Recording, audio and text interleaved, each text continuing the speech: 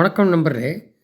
பார்த்தீங்கன்னா, இவங்க எல்லாம் வந்து துளிருட்டு போச்சு. இப்போ பிஜேபி வந்து ஏதோ போயிட்டுருக்க வழியா அந்த அண்ணாமலை வந்தா தான் அது ரீகப் ஆகும்.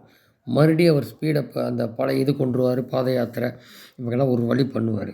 இப்போ விஜய கூப்பிடுற அளவுக்கு ஏடிஎம்கே போயிருச்சு உங்களுக்கு தெரியும். ஏற்கனவே வீடியோ போட்டு. இப்போ திமுகலேருந்து திருமாவளவன் வெளிய போவாரா? போமாட்டாங்கிறாங்க.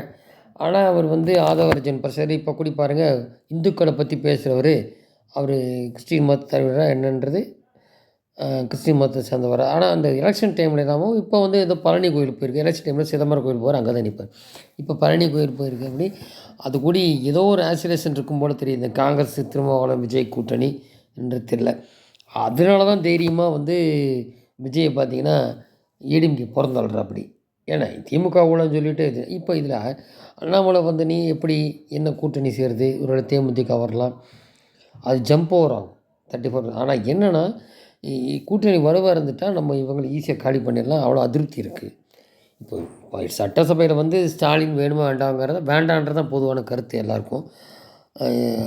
திமுக ஒழிஞ்சாவே அந்தளவுக்கு தெரியும் அராஜகம் இவ்வாறு வக்கீல் கொலை எல்லாம்.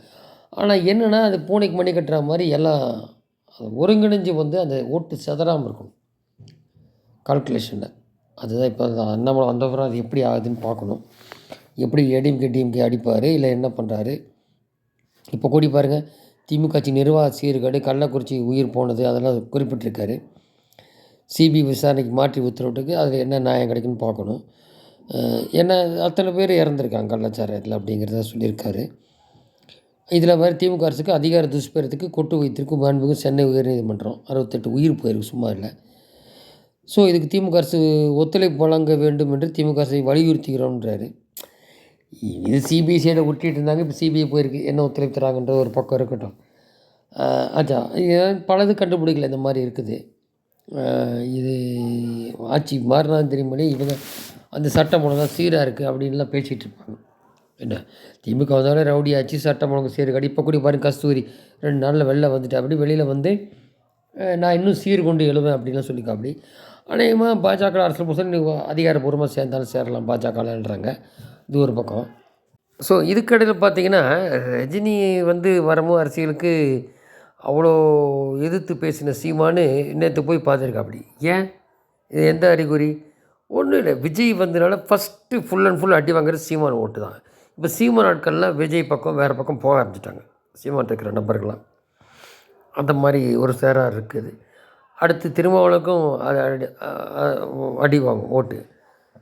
அப்புறம் டிஎம்கே எல்லாம் தான். ஒரு பக்கம் அண்ணாமலை, ஒரு பக்கம் விஜய் வருது, இல்லைன்னு இல்லை. ஆனால் எல்லாம் ஒருங்கிணைக்கும் ஆப்போசிஷன். ஆனால் அதுக்காக கூட்டணி வச்சுட்டு நான் அக்கிரமம் பண்ணிகிட்ருப்பேன், ஓட்டு வருமானா அது கையிலேக்குறி தான் திமுக. அது ஆனாலும் பர்சன்டேஜில் லீட் பண்ணும்.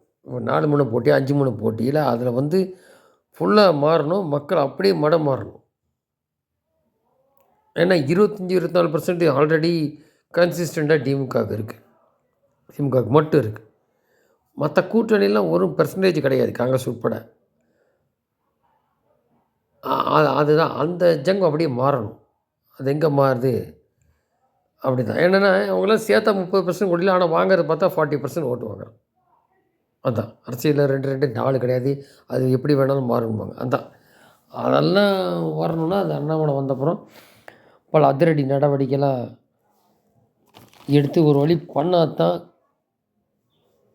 அது பழைய ஃபார்மில் வந்து பண்ணால் தான் இவங்களுக்கு மணி கட்ட முடியும் திமுகவுக்கு. அந்த மாதிரி இருக்குது.